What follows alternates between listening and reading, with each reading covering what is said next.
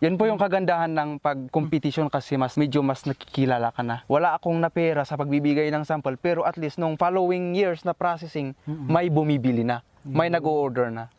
Talagang sinayang ko po ang mga kape. Bakit? Kasi para maibenta ko ang kape ko, bigay kami doon ng sample, bigay ko doon sample, lahat binigyan namin ng sample. Ngayon na nakilala na ako, madali kong ibenta ang kape ko. Para mabenta mo ng kape mo na magandang presyo, pag umaangat na yung coffee shops or mga enthusiast, pag nag-elevate na sila, mag-elevate ka din para may market mo yung kape mo. Okay.